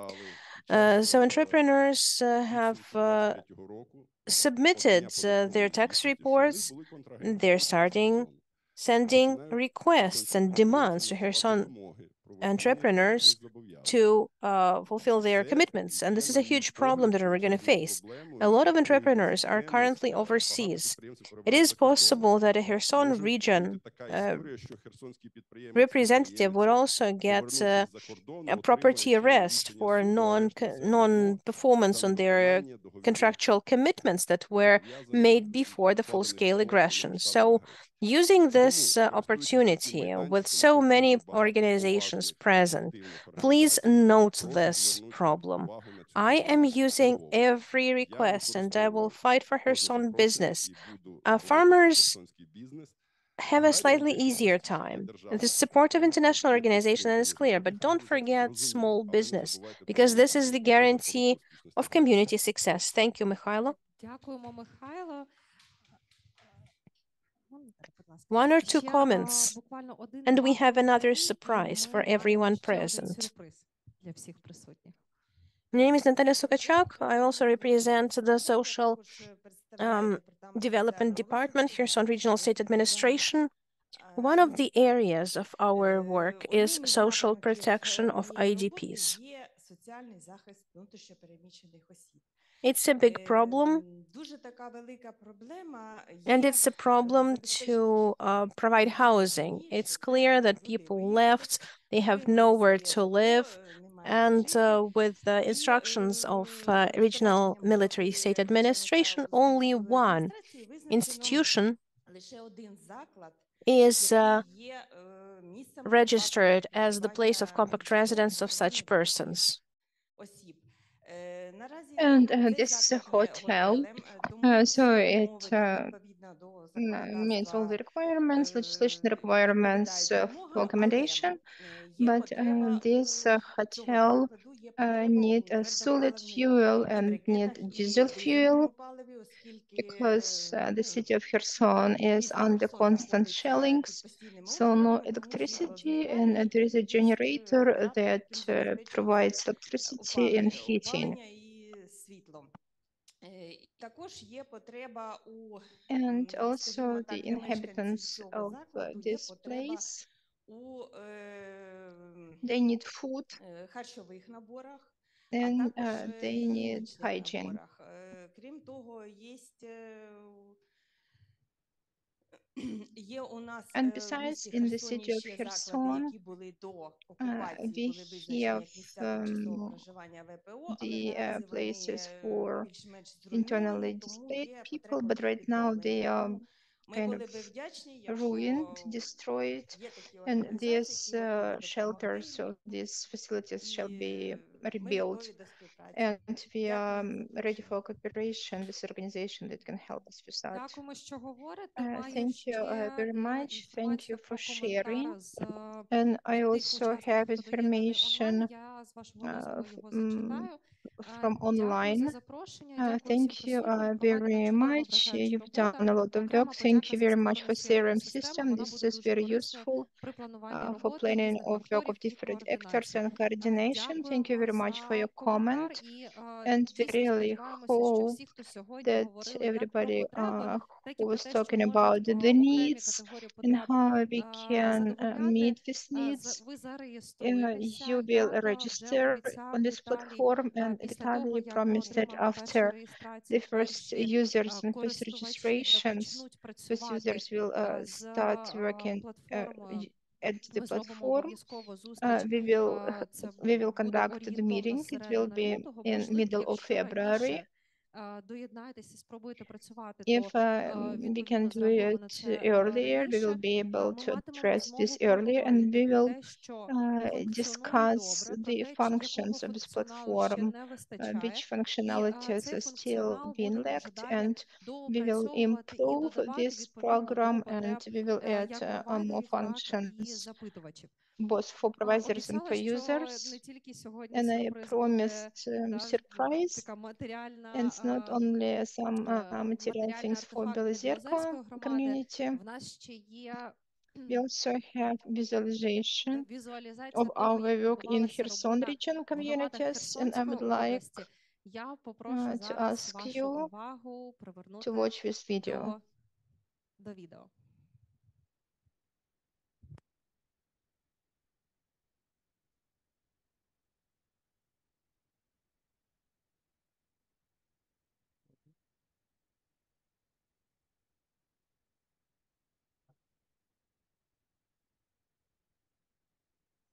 There is no sound from the video.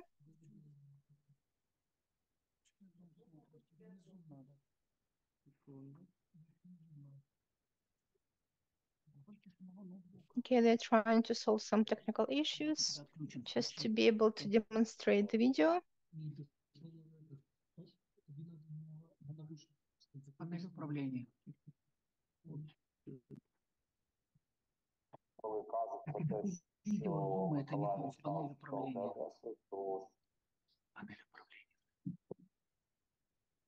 Yeah, this is technical issues.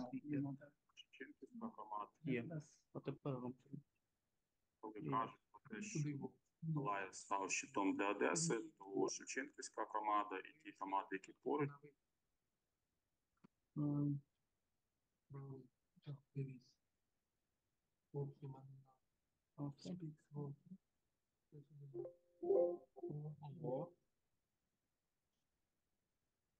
And they say that Mykolaiv protected Odessa and Shevchenkovska community and neighboring communities, they protected Mykolaiv.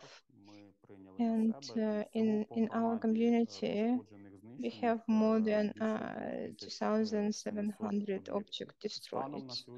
And as of today, we were able to rebuild, to recover 2,000 houses.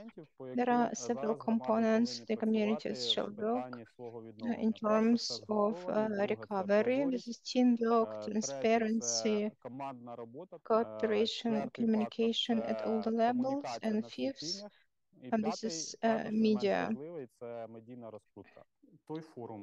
And the forum that was conducted by Legal Development Organization, they tried to coordinate all key players, the organizations that provide aid, and the communities.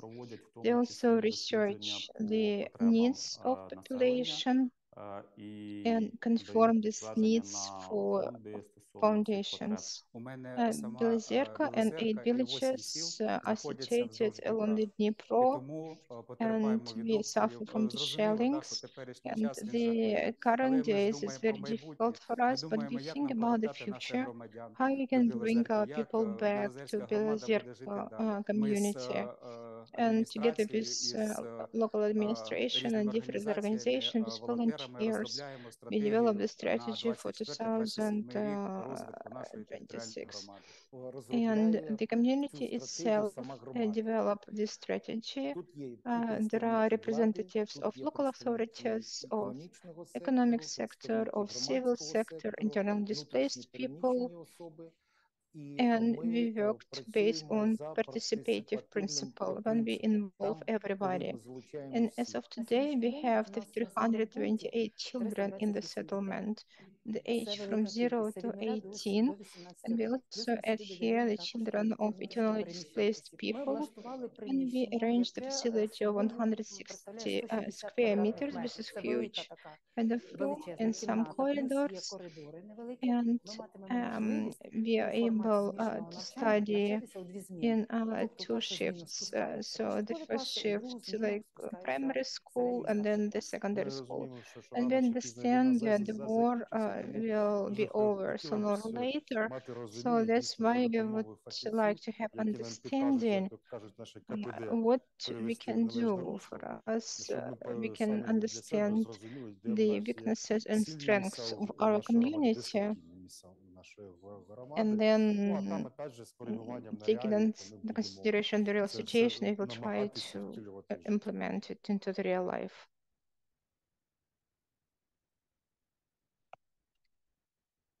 And here you see the bombs, and I put these buckets to collect water, not to be flooded.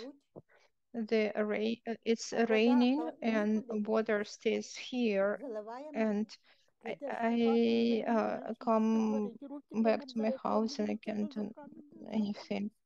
There are a lot of elderly people. Elderly people, for them it's difficult to take care of themselves, to go to the shop, to cook, and we still have problems with the water. So that's why our goal is to cook and to bring dinners, lunches to people at least in the very beginning once a day. And so based on the food products that we have bouillon, we will have some pies, like pastry with apples, fried potatoes, and berry compote. And in the nearest future, we want to increase this volume, and as the social kitchen is very good advantage for those people who have no natural gas, and we still have some streets without electricity, and mostly it's like elderly people, 70 years plus, and there are disabled people like younger age, but it's difficult for them to cook, and we can help them with that.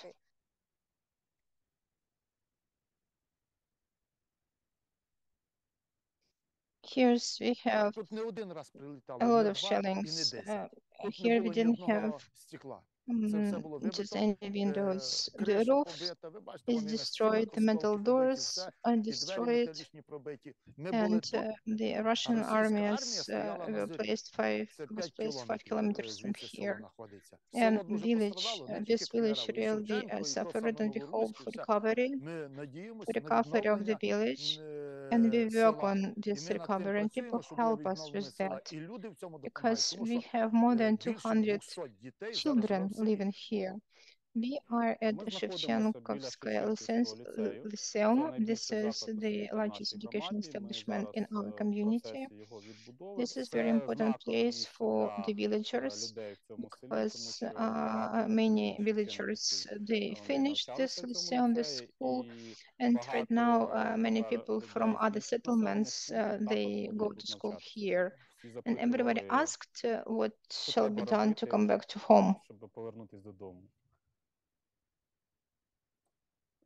And I told them, if you want to go home, just donate for the Ukrainian armed forces. There are no other things.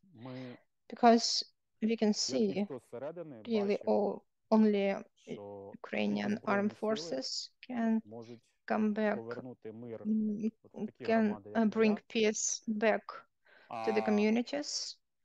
And for these people who stay here, they shall be united to recover the community and just to help further.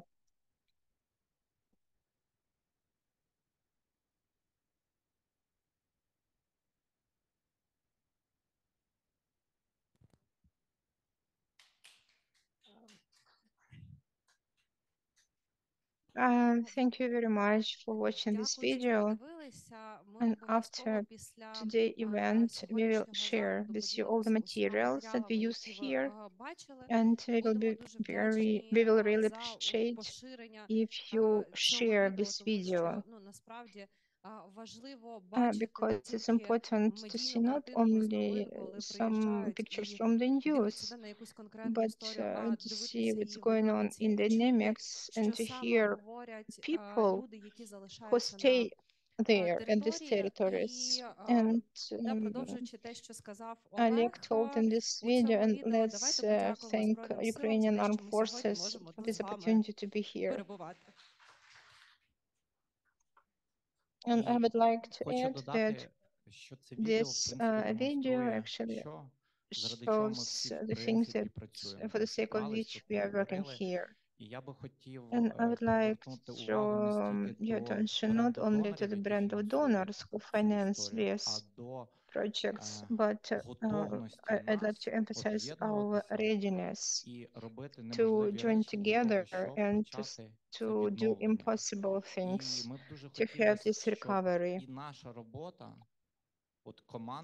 And the work of our team, and when I'm talking about team, it's not only about legal development network and other organizations, but this is the team that join together really to implement all these things. I would like our team to become larger, and for all the participants and for you who feel in this form, just to consider this system as your own system. And link is a mechanism that links the problems, the need, the people. So the link that links people who can help with communities, with the region, and with the district. And platform, this is a group of people who can cooperate, communicate, and make this almost impossible things for other people, for us to create new senses and to demonstrate that impossible is possible.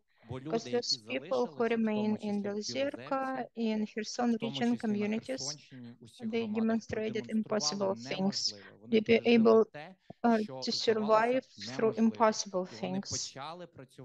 And they started to work on recovery.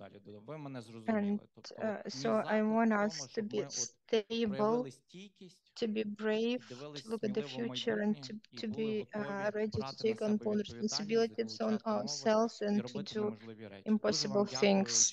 And thank you very much for your participation, for your communication, and that I can see in your eyes that you are ready for this. And I know that many of you and your teams come to us and asked how we can help you, not how you can be useful for us, but how we can help you. And we have the same question to you, how we can help you, how we can be useful for you. And we will do it, and even we will do impossible things.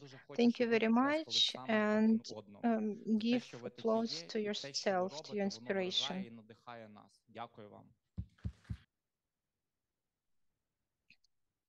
So right now there will be informal communication, and we'll stay in touch.